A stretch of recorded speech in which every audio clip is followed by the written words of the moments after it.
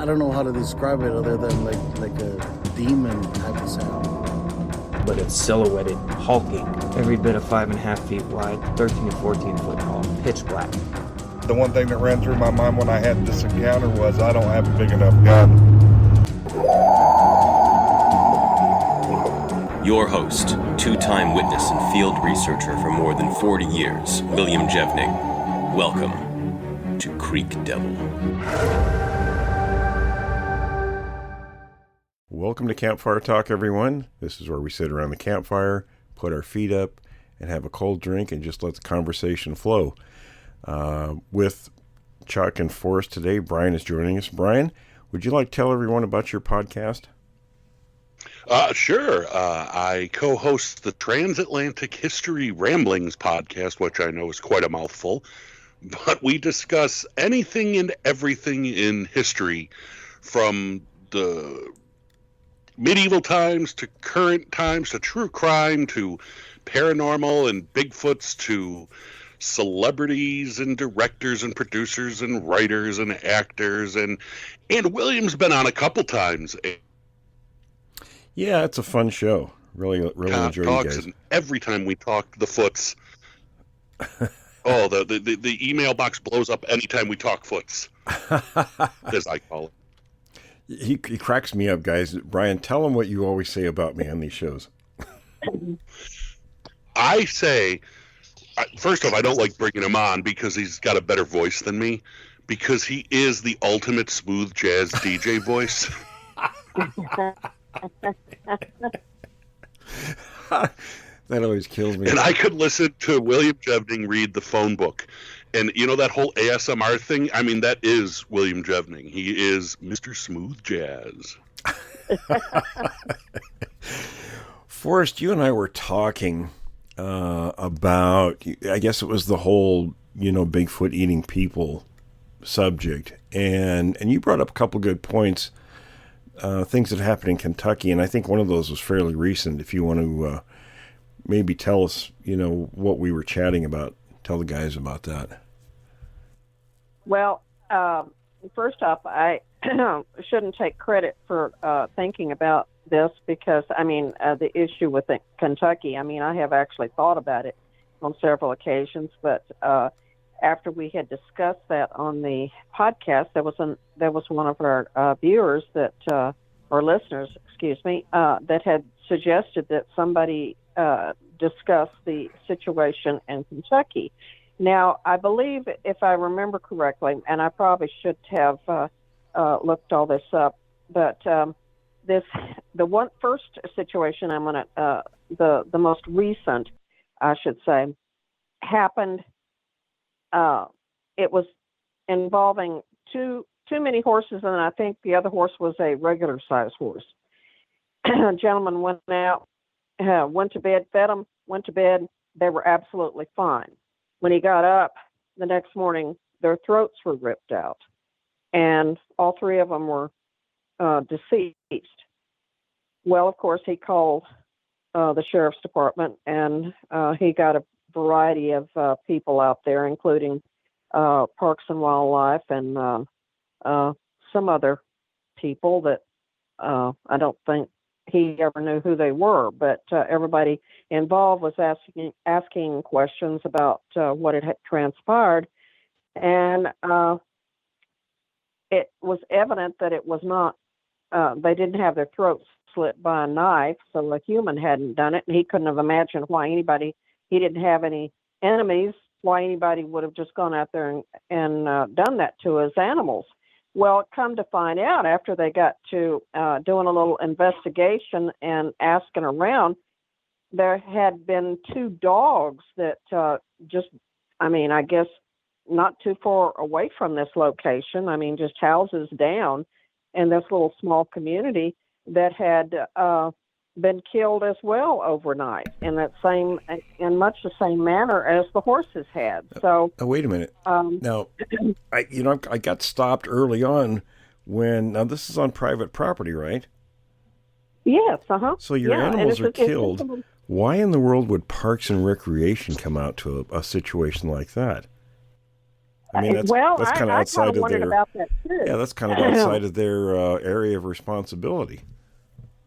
Well, I kind of thought that too, and I didn't know, and I don't think there was ever really a valid explanation given. And I mean, if somebody out there in the audience knows what exactly transpired while they were called in, I do know that somebody had said, "Oh, that must be a big cat. A big cat did it." Well, first off, big cats, yeah, they'll kill and they go for the throat, but they go for a suffocating bite. And they don't rip the throats out, and they suffocate the prey, bring them down, and they start feeding on them. They don't joy kill. Now, canines do joy kill. We all know that. Dogs will go through and decimate herds of sheep and goats and even small livestock, such as calves. But big cats don't do that. So that kind of got thrown out real quick. And I thought that was kind of strange, too. So if somebody out there knows why the Parks and Wildlife people got called in, but here's the high strangeness of it. The sheriff actually said maybe it was a Bigfoot. Now, why would the sheriff? I'm thinking there had to have been something else, some kind of evidence that would have led a law enforcement official to have stuck his neck out and said such as that. Yeah, I was going to say that's kind of going out on a limb there professionally to make a comment like that. That is your first assumption. Yeah. That makes me wonder if maybe he called the sheriff first and the sheriff sent Parks and Recreations thinking that, hey, this was something outside. It was the Bigfoots. Yeah, I don't. The owner of the animals didn't call Parks and Wildlife. It's my understanding. I read about this a long time. It's been about a year and a half ago that this happened, and I think that as far as I know, the owner just had called the sheriff because he just didn't know what to make of the situation. They were quite upset over these horses, and I mean, I would be too. I mean, I own horses, and I would be very upset. I get distraught even when my horses die of old age. But to go out and find 3 of them dead with their throats ripped out, I mean, that's quite disturbing. My question is, were they just rip the throats out? They didn't eat them or drag them or just? No, so it was just like they were being a jerk. Yeah.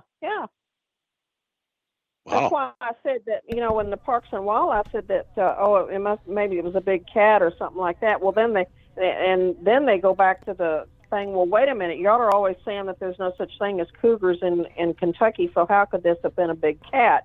Well, big cats don't kill like that. They just don't do that. I mean, they go in, they make a kill, they make a suffocating kill, and they strangle them, they suffocate them, and take them down, and then they're going to either drag them off and eat them, or they're going to consume them right there. They're not going to just go around and thrill kill 3 horses and then go down the road and kill a couple of dogs. So it didn't make any sense whatsoever. Chuck, you ever hear of anything like that?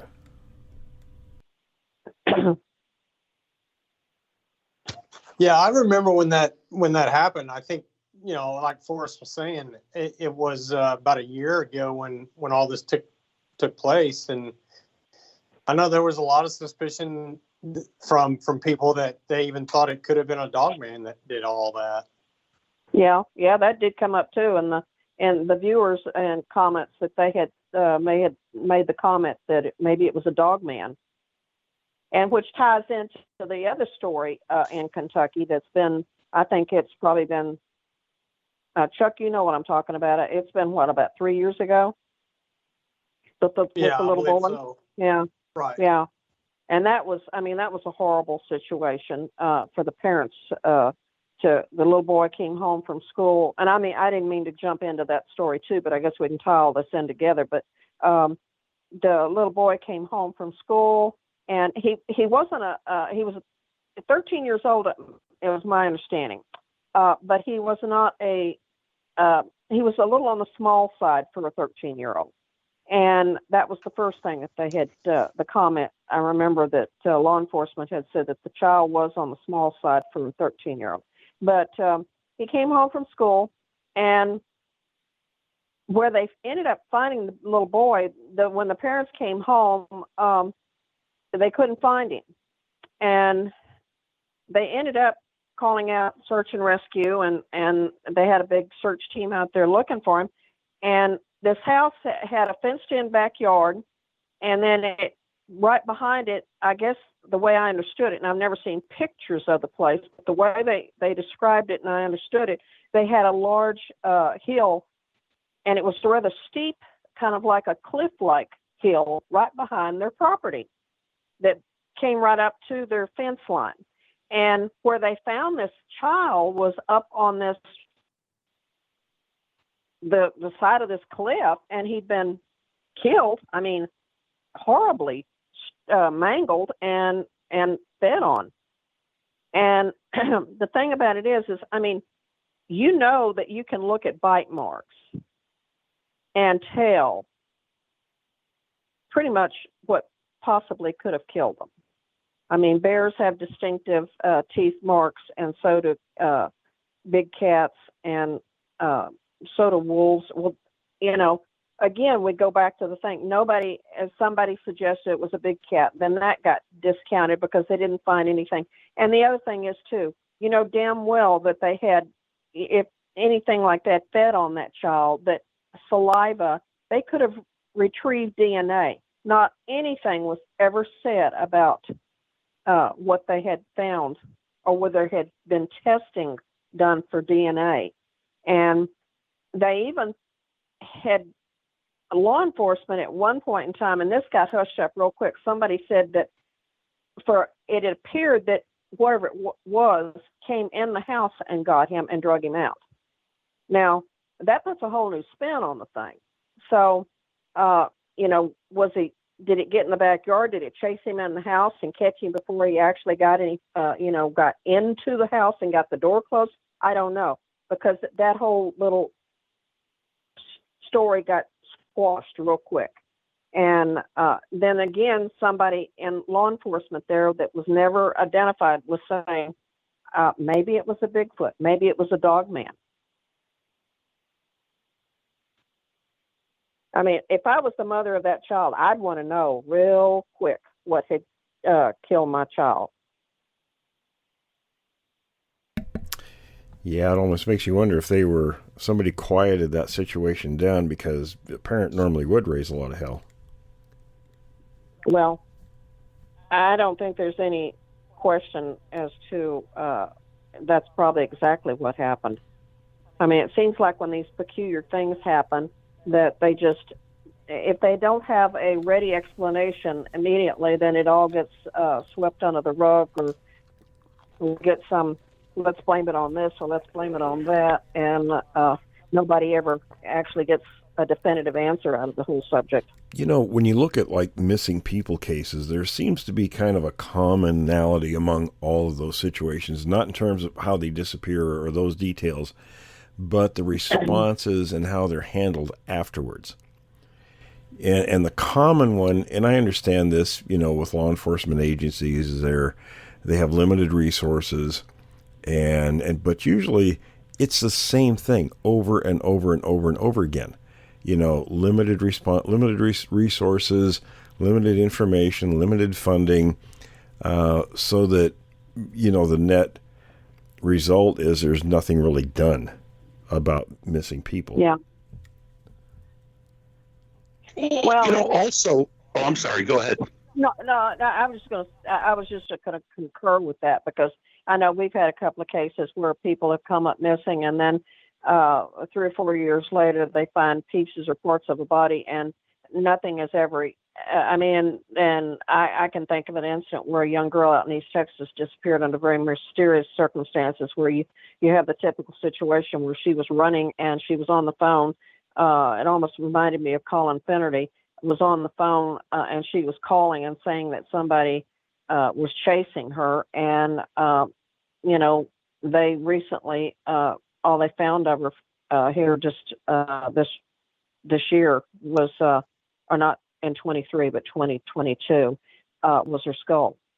And of course there's no answer as to I never heard a thing as to how she died, and who knows if we'll ever know how she died. But I mean, she was on the phone with both law enforcement and with her mother, and she left her vehicle. You always hear about these strange things about people getting out of their vehicle and running. I mean, like, why in the world would you do that unless you had some sort of a presence there at the car that would force you to do such? Right. And it's interesting that, and granted, the majority of missing people are people who just decide themselves to go off the grid or for whatever reason, right? But there are these strange ones. And we were in Oregon this past summer doing some field work. And one of the things you notice about the particular area we were at is there's an inordinately large number of missing people in that area. And again, granted, some people just go off the grid, but there are strange ones. And one of the strange ones at that particular time, I think it happened a week or two before we went there, there was a local gentleman who was with his vehicle at the end of his driveway. No enemies, anything like that.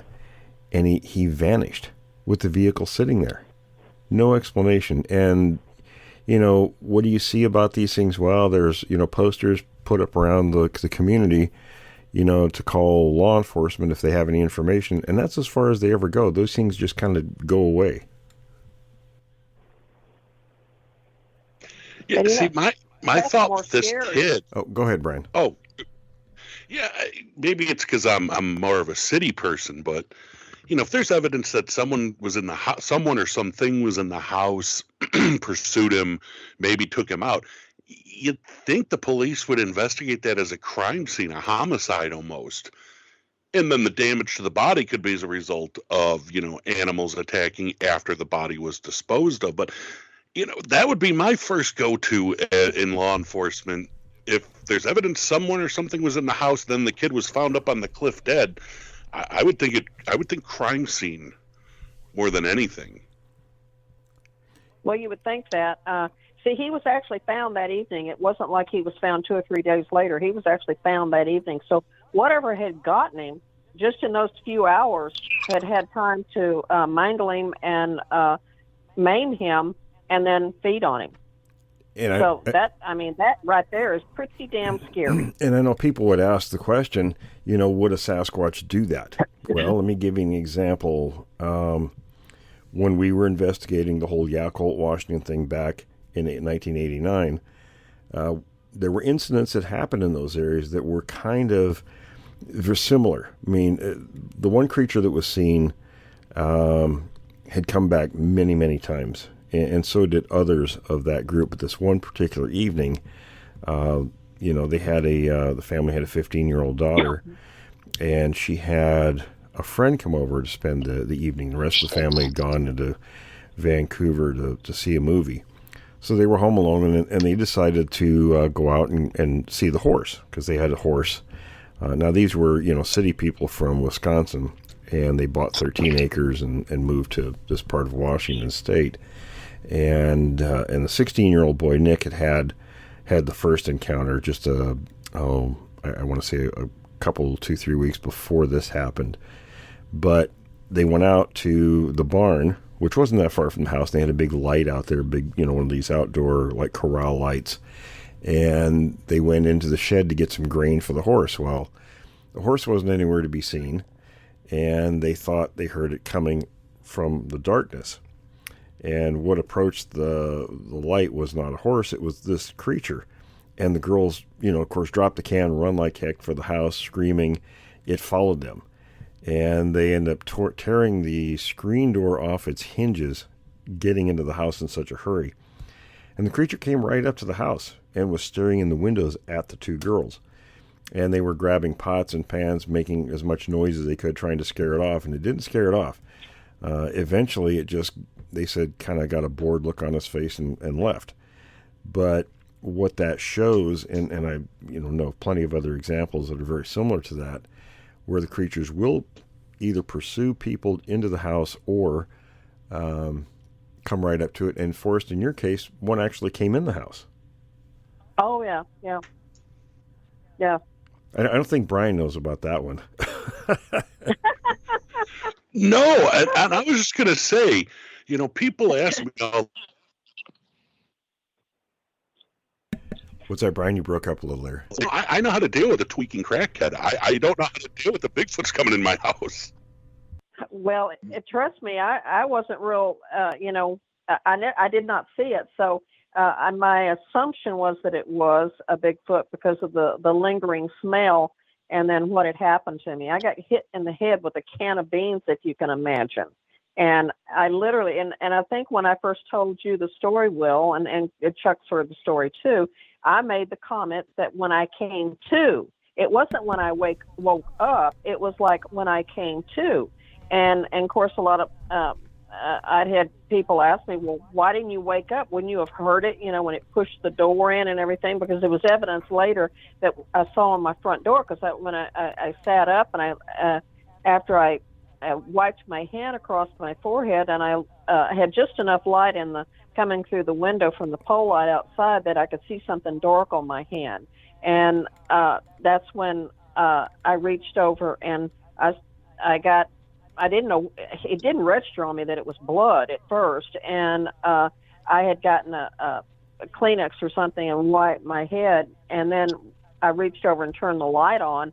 And that's when I saw that it was blood. Well, in the meantime, when I sat up, this can of beans had rolled down. And I don't know why. I guess I was just in a kind of weird state of mind. And I picked the can of beans up and just set it on my nightstand there. Like, okay. And I should have questioned what the heck was a can of beans doing on my pillow next to my head. But anyway, I didn't think of it, and I didn't even realize it until the next morning when I picked up the can of beans and saw the blood on the can of beans. I was like, I put two and two together. Well, I used to go to bed. This was when I was in my cabin, and I'd already had a previous situation of 2 or 3 months previous when one had actually come up to the window and was messing with my air conditioner. And that's a whole nother story in itself. But, I used to go to sleep with my earbuds in, and I would listen to podcasts on my telephone. And because I didn't have a TV and such out there. Well, I had a TV, but I only used it for, DVDs and such as that. I didn't have it hooked up to anything. So I would go to bed listening to that. So I had those earbuds in my ears, and I didn't hear anything. And evidently, it had actually pushed the door open and busted the frame and the wall there where the deadbolt was, and come in. And that was the first thing that I noticed when I sat up, and I was like, "What is that horrible smell in here?" And of course, I told Tom, I said it smelled real. You remember when I said it smelled real urine-y. Well, Tom pops off and he says, did you not change the cat litter box? And I'm like, that wasn't the situation. So, and it had a pungent smell too. It was not just the urine. So I was very off put by that. And when I saw the door, I think it just all kind of, came full circle, and I was like, oh my gosh. And I mean, I piled stuff up in front of the door because, of course, I couldn't lock the door. I had to put a whole new door lock and everything on the door. And so I had to pile stuff up in front of the door. It scared me. I mean, this one thing being outside, it's entirely another thing when they come in. And I'm going to say something here too, Will, and Chuck and I discussed this the other night. And, we talk about Bigfoot, that all of us had agreed the other night when we were talking that it seems like something has changed, that the whole atmosphere has kind of changed with Bigfoot. They're doing, and I'm not talking about just because everybody. Yeah, they're doing different things. I'm not talking about, that they're just, a lot more sightings and everything, because we accept that fact that there seem to be a lot more sightings. And that could be just the fact that there are more people out there doing things than there were, say, 20, 30, 40 years ago. Except the large number of juveniles now. Yes. Well, the point I was trying to make is I think what we have had happen, and I may be right, I may be wrong, I don't know.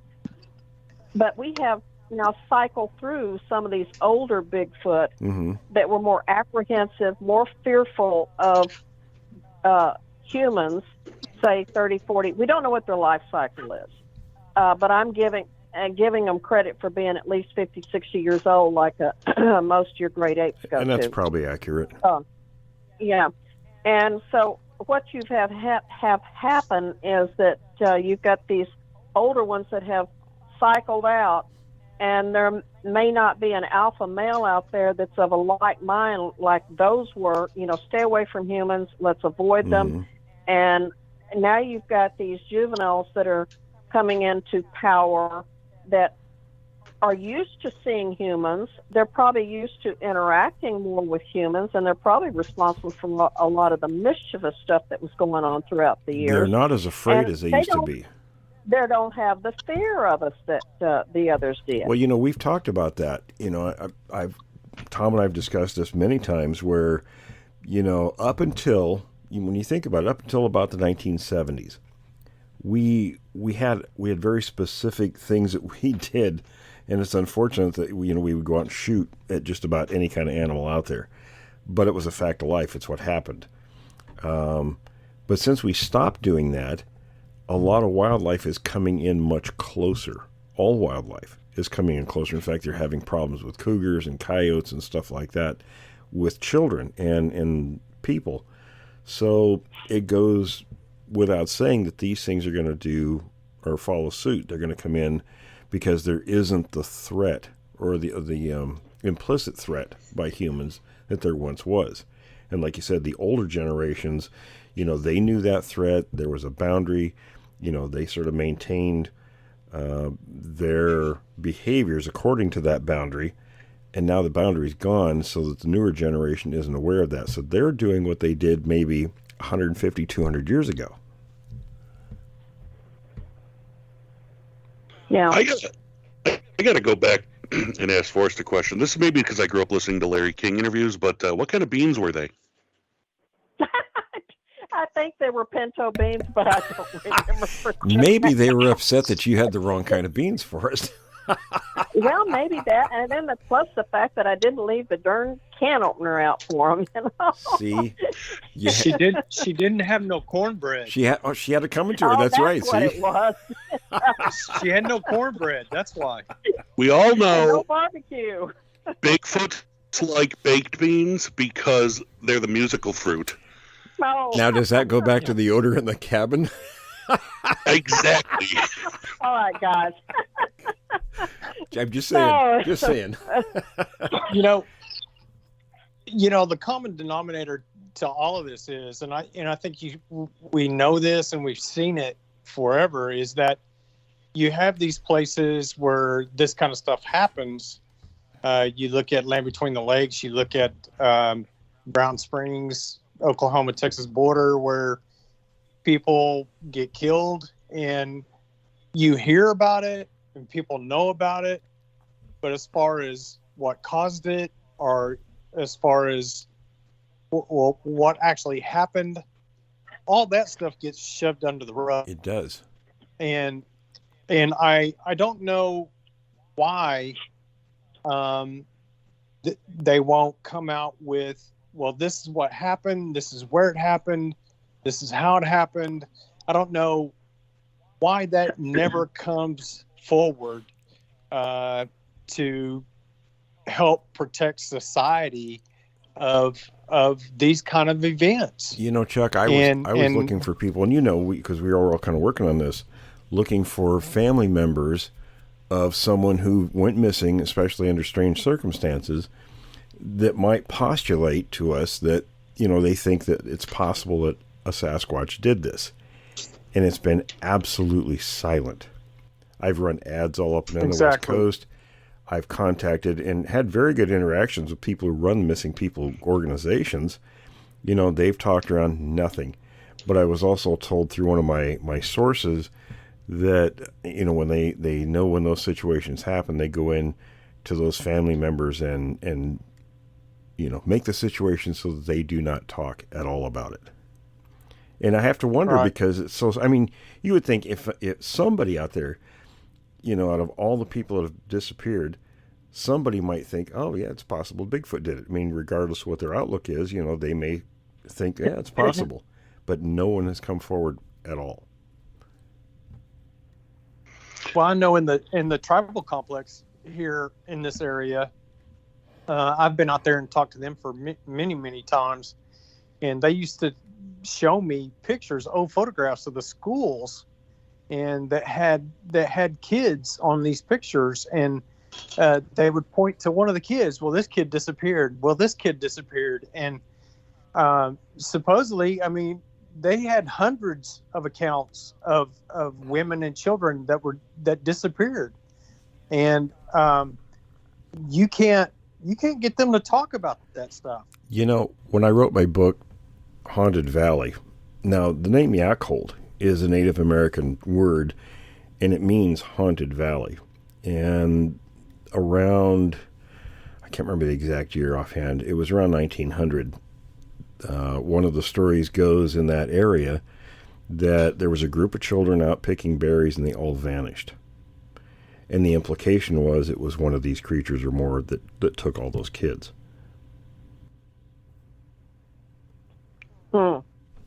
It's interesting. I did a show probably a couple of years ago with a paranormal researcher from the UK who was talking about cryptid sightings. And a lot of these little villages and towns in the UK, they don't want it going out in the public. They don't want it hitting the media. They don't want it because camera crews from all over in the Discovery Channel and the History Channel and all these places show up, and all the cryptid hunter scam TV shows show up, and it just becomes a media frenzy and just puts a target on them, and it kind of destroys their little villages for a while.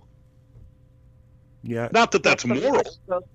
Well, so many of those places over there in the UK depend on the tourist industry, and I mean, you don't want your tourist industry destroyed, because who's going to want to come? I mean, yeah, you might have some weirdos, like us, that go out there and say, "Oh, let's go look for the Bigfoot that's doing this," but as far as the standard tourists, they're not going to show up. They're not going to want to be involved in something like that. Yeah, and it makes their town, for lack of a better term, it becomes wackadoo land. Well, we're probably familiar with that, huh, Will? We've all been Oh, yeah, that's for sure. That, and I'm really glad on Facebook there's a group out there. Darren Lee, he, as the admin, created the page, and it's called Bigfoot Hoaxers 2.0. And they sort of, and it's good if you go on there and look, they do a good job of really kind of highlighting some of the scams out there. And I can't disagree with anything they put up there so far. Because too many people in this business, they've tried to get away with nonsense. And it's something Tom and I were talking about just before, and Tom's was going to be with us today, but he's got stuff he's doing. So when he's able to, he'll rejoin us, but he's been really busy. But we were talking about how, there needs to be like a lot more of those pages. People don't want to talk about things that happen to them or happen to family members. Oftentimes, something will happen, and I get this so many times from witnesses who contact me. They went online and they looked through all the people on the topic, and there's so much junk out there, and a lot of times people fall victim to those individuals, but they're reticent to talk about what happened to them because of all this stuff. They think that everybody in the subject are nuts. And so it creates this image, and then it bleeds over to communities, and where there's such a bad taste in people's mouths, they don't want to hear the word Bigfoot. Well, I cite that example of the conversation that you had with my daughter 2 weeks ago. I mean, when I was actually on the phone with Tom when she had called me, and I had, had kind of discounted it, although I'll call her back later. Well, then probably 15, 20 minutes later, she calls me again. Well, she'd actually sent me a text, and I hadn't even noticed the text. Well, until she called the second time, and that's when I told Tom he better hold on. Maybe something was wrong. I needed to get a hold of her, you know. And that's when I just happened to glance at the text, and she says, "Well, Mom, I always thought you were kind of crazy about this Bigfoot thing, but, well, not really crazy."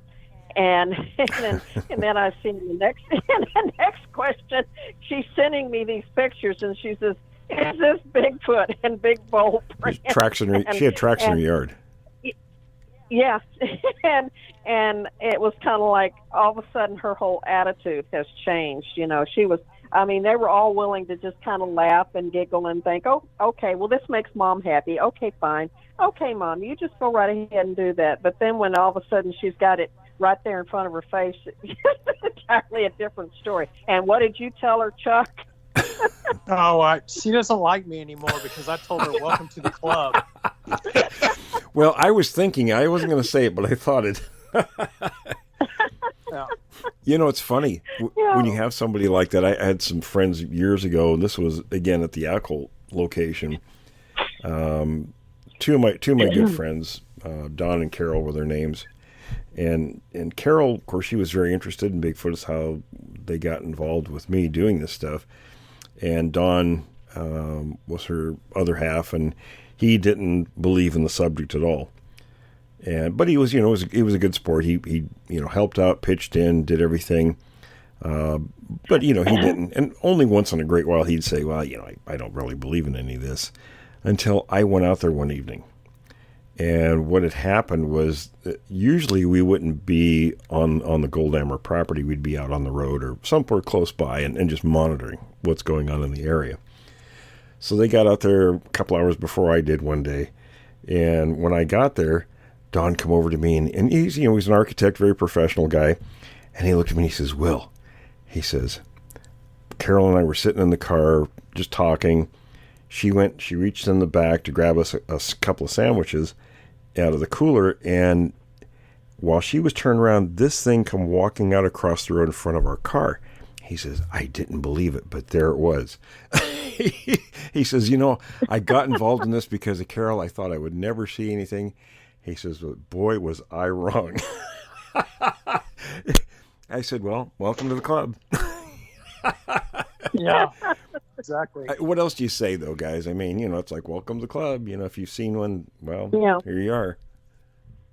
Well, I think me as a skeptic, a lifelong skeptic of everything, who loves the weird, the wild, the paranormal, but has always been skeptical of everything, Will is the only one I'll have on my show to talk about this because, let's face it, most of what is portrayed in the media or television or pop culture these days as serious study of this topic is buffoonery.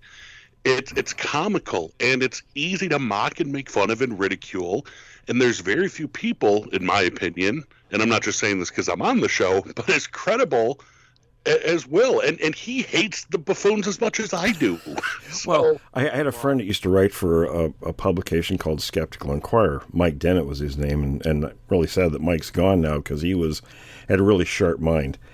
And he, would out people who were hoaxers in this topic and have all of his T's crossed and I's dotted when he'd write these articles. He'd have the expert opinions, etc. on this stuff. So Mike and I'd be on the phone. We'd be on the phone. I remember one time we were on the phone a couple hours, having this great conversation. In the middle of it, he says, whoa, wait a minute, Will, how come we agree on everything when we're supposed to be on both sides of the issue? And I said, we're not on both sides of the issue. I'm as big a skeptic as you are. But there's people who write for organizations like that that aren't skeptics. They might call themselves a skeptic, but they're actually a debunker.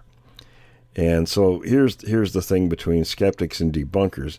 Skeptics, which are most people, are kind of on the fence, and it doesn't take much to either, tip your interest one direction or the other. If something's fake, they're going to say, okay, that's probably all fake. If they're shown something that's real, then they still might be a skeptic, but they're more likely to listen to more stuff that's legitimate. Whereas the debunkers, their minds are closed. They have no opinion except everything is fake, and they're going to write about why it's fake, whether it's, has any legitimacy or not. And I really have no use for those kind of people, because you can have somebody that's, this professional debunker, maybe done it for 40 years or more, and I've got a witness that I think is very credible, on the other hand, that had an encounter, and unfortunately the public will give them equal weight. And to me, the debunker has no credibility, because how can you compare what your opinion is versus what somebody's experience is? There's no comparison. It's oranges and apples, in my view. Well, if somebody's had a sighting and an encounter, and then they tell that story, and then you got somebody that's just a complete, that's an armchair, what I call an armchair debunker. It's not like they're out there investigating, researching, and everything else. If they were doing that, then it would be entirely different, but they're not. And then you're telling, basically what you're doing is telling everybody that's ever reporting an encounter or a sighting liars. Absolutely, yeah. And, there's a bunch of those in this country. Oh, yeah. Yeah, you're right. There's been so many sightings. There's been a bunch of liars out there. Well, exactly. And I remember something from, it was UFO stuff years ago, where someone made the comment that even if just one of those accounts was true, then there is alien life that's coming to the planet. Exactly. And it only takes one. And the same with this topic. If only one was true, well, then you've got something to deal with out there. And it's something's out there. I can't say that it's Bigfoot or Sasquatch. I can't say that it's a species of mountain gorilla that we've undiscovered, or not discovered yet, not undiscovered, but that we just haven't found. But there's definitely something. I don't know what it is, so I can't debunk everything.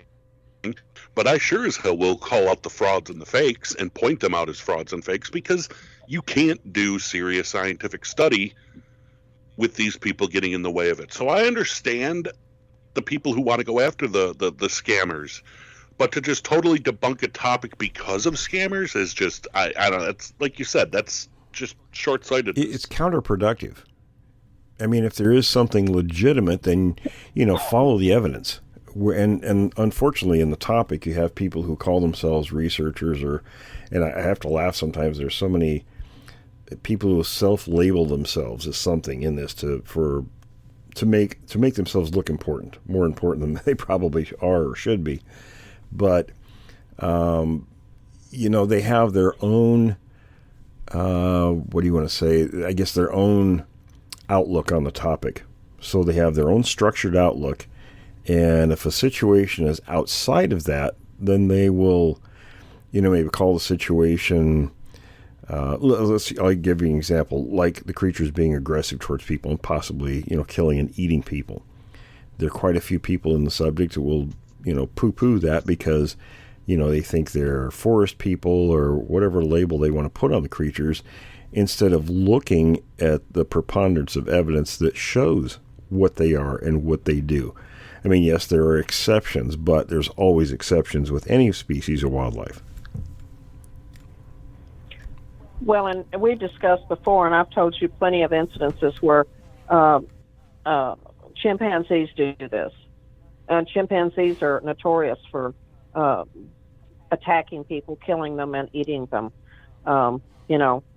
So I don't know why that people would necessarily find it hard to believe that there might be another ape out there that would be doing the same thing.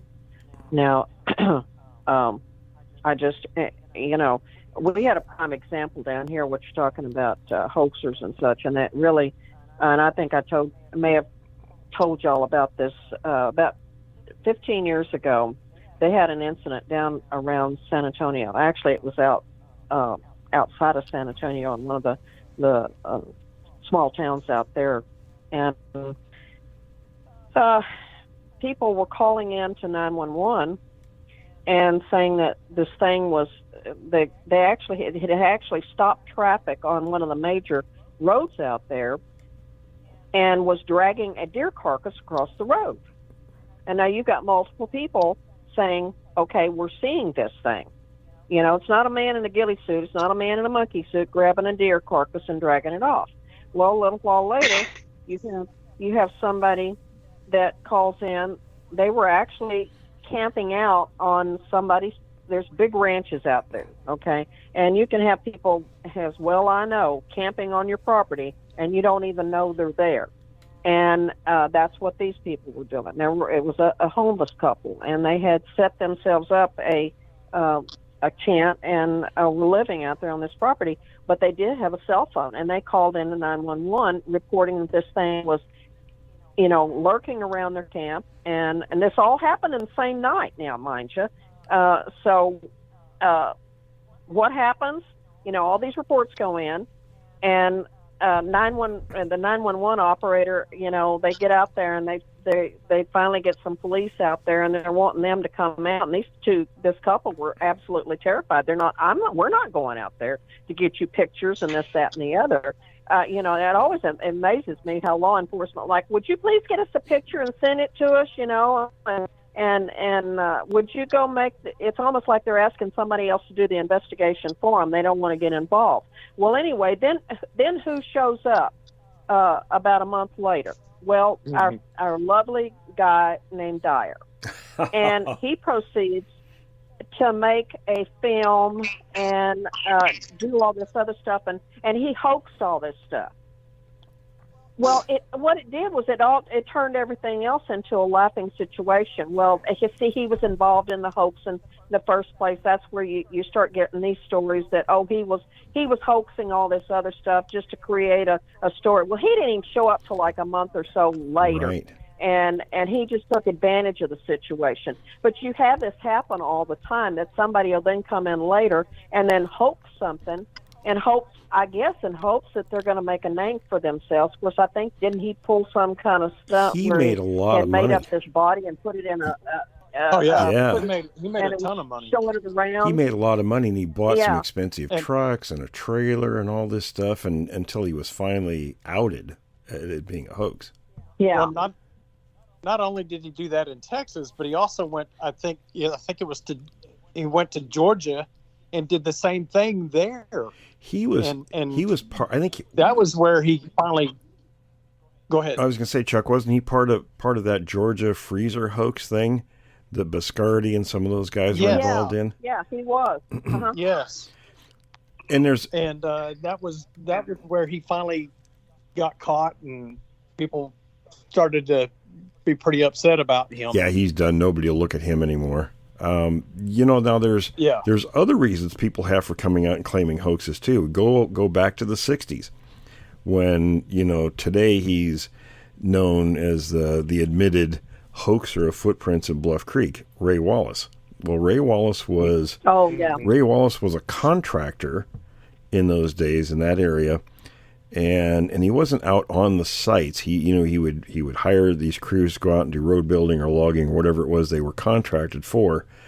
And when the tracks started being found in that area, when Bob Titmus was in there doing his work before, all these other people come in, I think Green and DeHinden were involved somewhat too. But and I remember the story. Rene DeHinden himself told me this.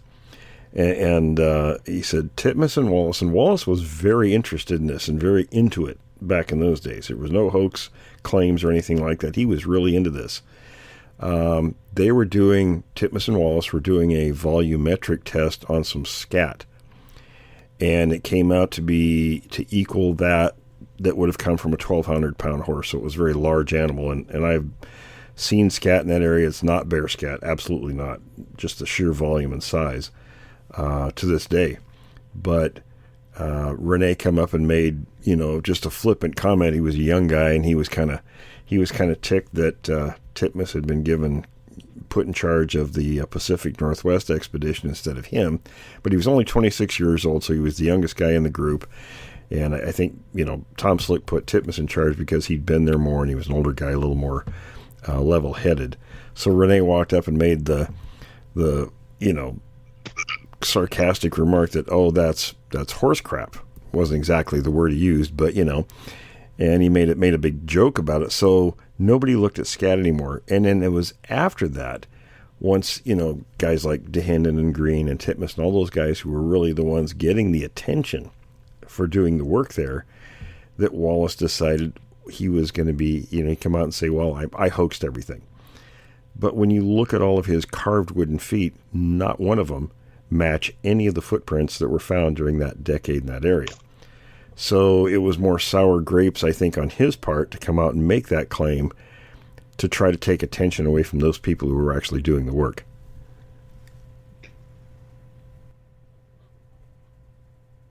Well, what it does Anytime you're dealing with fake scat is a good time. Oh, it was real scat, believe me.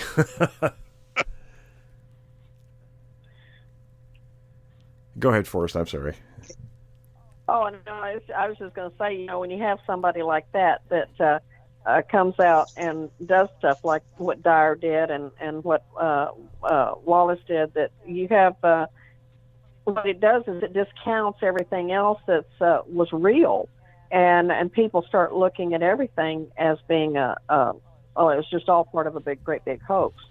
So, and I think that's what discredits the whole subject entirely, and it's a sad situation. I mean, people should always have a healthy skepticism about anything, right.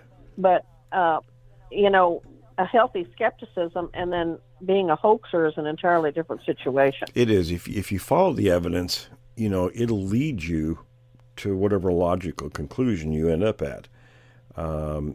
We've had people like Bill Munns on the show. Bill Munns, worked in Hollywood for many years. He was a suit maker, for movies. Like he made the suit for Swamp Thing for that movie. And he did some work with the Patterson film because, there are people, what's the guy's name, who claimed he was wearing the suit in the film. But Bill had a good perspective, an interesting perspective. He said he thinks, that Patterson was going to make some kind of a documentary film and they were going to do reenactments. So, I don't know, I can't think of the guy's name, who claims he was in the suit in the film. And what Bill said... Well, doesn't he... Are you talking about the guy... Are you talking about the guy that worked for Disney? I don't know if he worked for Disney. He says he knew Patterson and Gilman, and they went, and had him, wear the suit. And there's a picture of him wearing a suit. Well,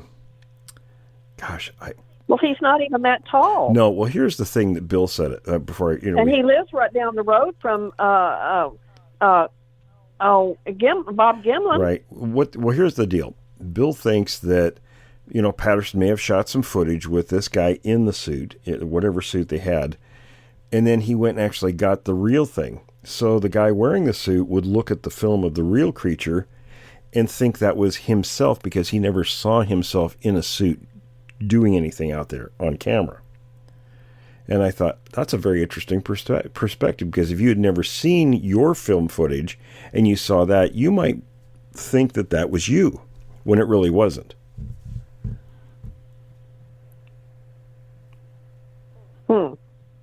That is an interesting approach to because it. When Bill talked about, the joints with a suit, an actual suit, the joints have to line up with the joints in the suit. Otherwise, and especially in 1967, it just wouldn't work. And when you look at what's on that film, when they did measurements and things, the arms and legs and everything are different than what a human's would be. So the joints wouldn't line up. So it's impossible. We did a 2-part series on the show with Bill Munns. I can't remember the episodes, but if anybody listening, if they go on my YouTube page, William Jevning, you can scroll down through the videos and find parts 1 and 2 with Bill Munns. It's very very insightful, the things that Bill had to say. Yeah, it's very interesting. Bob Hieronymus, you're correct. Yes. And I know from talking, from knowing guys like Green and Dehinden and Titmus and those guys, I knew all them guys personally. There weren't, and even to this day, there aren't that many roads bisecting that region. So in those days, especially, you were kind of limited on how you got in there and how you got out of there. And a lot of the people who worked up there, because it was a long commute to go home, they would stay up there for extended time periods. and they would camp on the roads. So they would see anybody who was up there, and Patterson and Gimlin were there for 3 weeks. And all those people only said they only saw the two guys during that whole time period.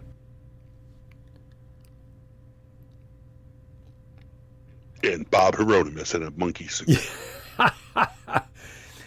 Yeah, and it's interesting too that, you know, had there been a suit that it was never produced, and I mean there's just, and then of course you get crazies like M.K. Davis and his theories, but we won't go into that in this one. But yeah, I just looked it up. It's not like I'm that super genius. Yeah. I looked it up when we were talking, and Philip Morris claimed to have created the costume that was used, but yet he never created one nearly as close to that for any other project. And you have to look at the money in those days too. You know, Patterson. I talked to Mrs. Patterson a number of times. She was a character, and she told me flat out that they just didn't have the money. I mean, Patterson and Gimlin were construction workers at the time, so you know, work was hit and miss. They didn't have a lot of money, and they were in between jobs at that particular time. That's how they were able to go down there and spend 3 weeks. In fact, Gimlin wanted to get back because he wanted to go back to work. But it was most often that friends and family would give them $20 or $30 for gas and food to be able to go out and do their outings. And back in '67, that was plenty of money to do that. I mean, I remember, you know, as a kid going out with, you know, our family members who would, a friend of our families who would take me camping and fishing a lot as a kid. And he would spend at tops. We'd go up to Mount Rainier for a few days and it would be $5 for food and whatever gas he needed. That was it. And I know people think, oh, $5, that's nothing. Well, back in 1967, you could do a lot of stuff with that amount of money. So, you know, Wouldn't buy a gallon of gas now. Yeah. So, I mean, if they got $20 or $30, they'd take off to Mount St. Helens for a few days or a week, and in those days they could do that. And that's what happened. So, but otherwise, you know, to make a suit like that would have been, I think, fairly expensive, even in those times. Yeah, because it was better than the, you know, award-winning costumes from the original Planet of the Apes film, which were groundbreaking at the time. And they were, but and that suit he made was that much better. Right. When you look at those, it's like nowadays you think, okay, that looks pretty hokey, right? And I'll tell you something I learned too. The reason that the apes in those movies wore clothing was because those suits had these big metal fasteners in the back. That's how the actors entered the suits, was from the rear. And they couldn't hide those fasteners well enough. I mean, you could try to put hair and things, but they would still show up occasionally. So they decided to put clothes on them. And when you look at the Patterson film holds up today. You see that looks like something real, and there aren't any fasteners. No, and you know, it might be going kind of backtracking off topic, but earlier Forrest said, you know, primates will attack people. Chimps have been known to do it. You know, I have my own experience where I'm not allowed at the gorilla enclosure at my local zoo anymore because the male gorilla there wants to kill me. Uh-oh. And yeah, I was there. My girlfriend's sitting right here. She could be a witness. We went there and we're in the gorilla enclosure, and he went nuts and he started beating his chest and attacking the glass and swinging his body at it and screeching at me. So we left. We joked about it almost for the year.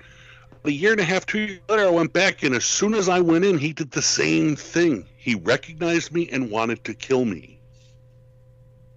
What'd you do to him? Well, I'm 6'5". I'm a giant guy with, you know, big, curly, long hair. He must have thought I was another male trying to take over his family. Uh-oh. But she's sitting right here. She'll tell you she was scared when he flung his entire body. He swung on a vine and swung his entire body feet first at the glass while screaming at me. Oh, my. And was beating his chest and the whole 9 yards. And then a year and a half later, he was calm as could be, sitting there eating whatever he's eating, and saw me and went nuts again. You know, Forrest, that makes me think about a guy we interviewed in the southeastern part of the country a couple of years ago.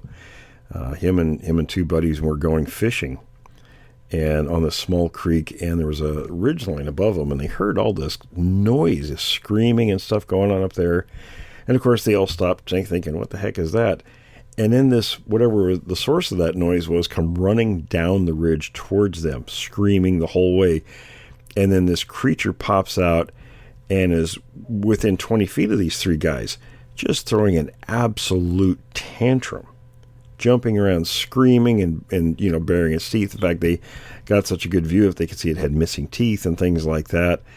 And it was just like a very, like you were talking about, Brian, this very gorilla or primate-like display in front of them. And then eventually it left. Of course, the guys are in total PTSD mode at this point. But you hear about these things that do happen that are very similar to what other primates do. Sarah, to this day, always says, I didn't think gorillas really beat their chests like in Tarzan movies until I saw that. These creatures, they do. these creatures do that too. I actually have a recording of one doing it. It's freaky. Yeah. Well, we won't discuss chimpanzees. That is my least favorite primate. It's all about bedtime for Bonzo. I've hated chimps since that movie too. That's and those movies, the Hollywood chimps are what everybody thinks of when they think of a chimp. But they have to be specially trained to be like that, don't they, Forrest? Yes, they do. And for the most part, those chimpanzees that they use in those in movies and such are bonobos. And bonobos are notoriously very calm. They're the ones that I tell you that they solve everything with sex. If they have a disagreement in the group, everybody they go into this orgy, a sexual orgy. And you may think that I'm kidding about that, but this is the honest to God truth. They do. And then everybody's happy after that, and the disagreement is over with. Well, now your pan troglodytes, your regular chimpanzees do not do that. I mean, they go around tearing up the forest floor. Does this sound familiar? Beating on trees, ripping up trees, tearing down limbs, beating on whoever they may be wanting to take their aggression out on at the time. And then we've seen them chase monkeys. I mean, that is absolutely it's distressing for me to even watch when they're hunting, because they literally rip their victims apart. They will start feeding on them while they're alive. So when I stop and think about some of these things that happen to possibly, let me clarify that, possibly are happening to humans by Bigfoot, and I have in the back of my mind this scenario of having watched what these chimpanzees do. I can't even imagine what would possibly be happening to a human being in the arms of a Bigfoot. I just wouldn't even want to imagine. It wouldn't last long. No, and don't even the trained, docile chimps, they can turn too. I mean, what was the story? Michael Jackson's chimp Bubbles just turned one day and attacked him and threw him down the stairs or something. The one that lived with him. Yes, I mean they have a very short fuse, and like I say, I got bit by a yearling chimpanzee. Way too long ago for me even to tell you, but I still have the scars on my bicep from that thing, and all because nobody bothered to tell the stupid college student that you shouldn't feed the lower order chimpanzees before you feed the alpha in the group. And even when you have yearlings and 2-year-olds together, there's always an alpha in the group, whether it be a male or a female, and you better be addressing them first and not the other guys. And I was just feeding whoever came up with I should have recognized the fact that these others were running up wanting the food, and they were watching the other one, and it didn't take that one real quick to realize that, oh no, this is not what's supposed to be going on, and a chomp. And I was out of there. I was like, I'm not working with these guys anymore. Give me somebody that's a little more docile. They're so cute when you dress them like people and have them ride a tricycle. Yeah. That's what I talk about when I talk about this kind of artificial construct that we have built around ourselves, and that's our view of the world. And it's kind of a disservice to ourselves that we have this false images of nature and the creatures in nature. It's how we get people calling the Sasquatch the forest people.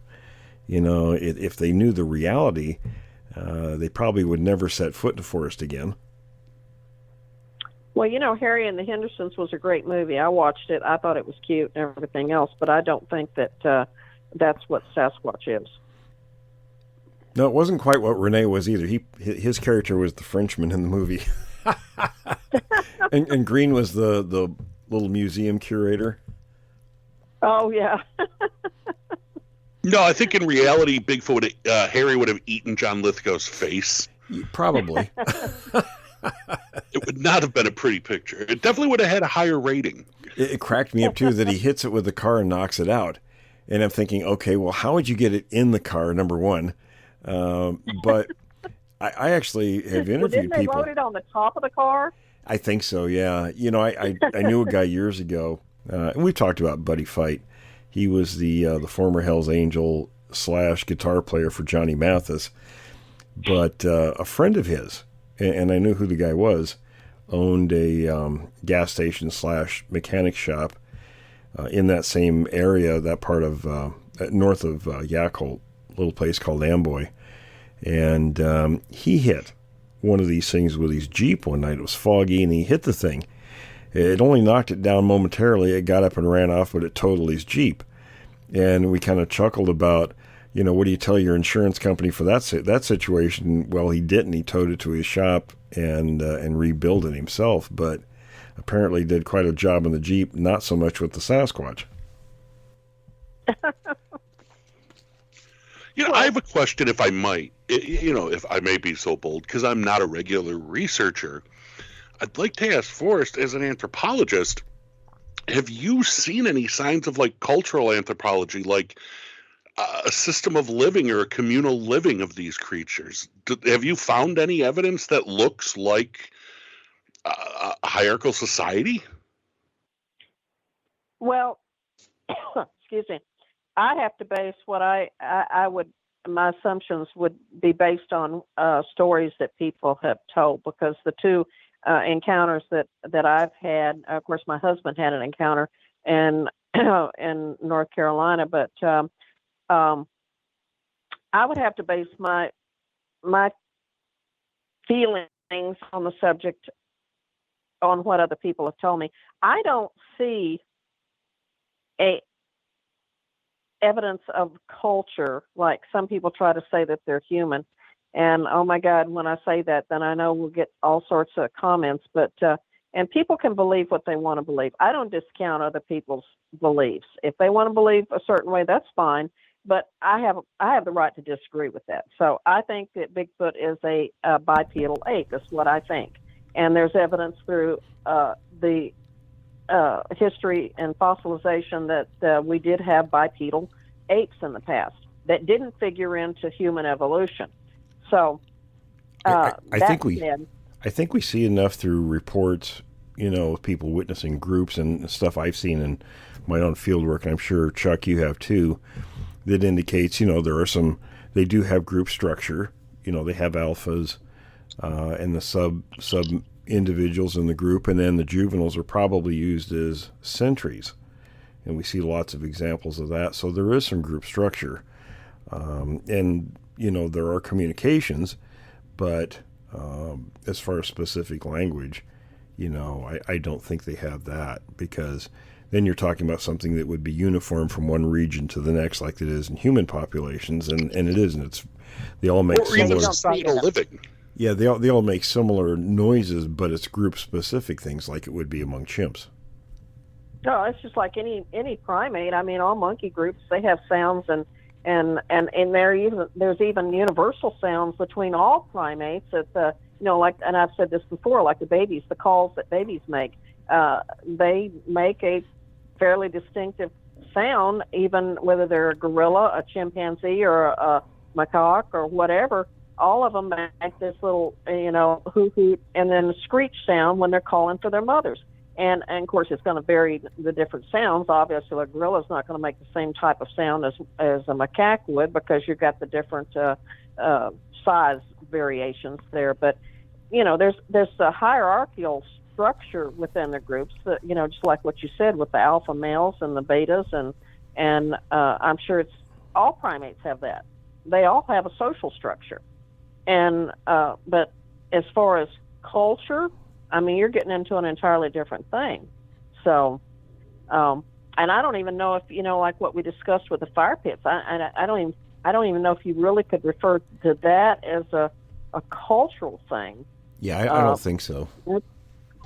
That's more like tool, it falls in the tool use category. Right. Okay, I can build a fire. I can use a stick to pull out termites or ants or whatever, but no, culture, I don't think so. So we're not going to find a Bigfoot burial ground with like cave paintings eventually. Not likely, no. Well, I don't know. Maybe we could, but I mean, I've never heard of anybody finding anything like that. Right. Burials are possible, but again, you're right. Finding it, that's a whole different matter. Well, guys, I think I discussed, excuse me, I'm sorry. Oh, go ahead. I'm just going to interject this thing in there, too, that I think I said this once before. Now, we were talking about burials. When I've had horse mares deliver babies that were born dead, okay? I was told by a vet, I did not know this, in all the years that I have been with horses, I did not know this, but my vet told me, no, leave the baby in there at least for 24 hours with the mare so she can mourn and she can realize that baby's dead. And he said, you'll find that there'll be a very unique thing. And he didn't tell me what that unique thing was, but I figured it out real quick. They bury the baby. They cover the baby up. And once they do that, they realize that the baby is dead. And I thought, maybe Bigfoot do the same thing, and it's not really a cultural thing. It's just something that they do, I don't know, either out of necessity or just respect for the other animal. Yeah, it's an instinctual thing. That's a good point. Well, we're just about out of time, guys. Anybody have any final thoughts, comments, questions? My final thought is, you better have baked beans available if the Bigfoot's going to come into your house, because apparently they don't like pinto beans and they'll smack you in the head with them. And a can opener. Don't forget the can opener. The can opener. And the cornbread. That's right. And the Good point, Chuck. Good point. And some Febreze. All right. Thanks for listening, everyone. Thanks for listening to this episode of Creek Devil. If you or anyone you know has had an encounter with these creatures, please contact us at williamjevning@yahoo.com. That's William, Jevning @yahoo.com. All communication is confidential. Join us for another program next week. And until then, keep your eyes open out there.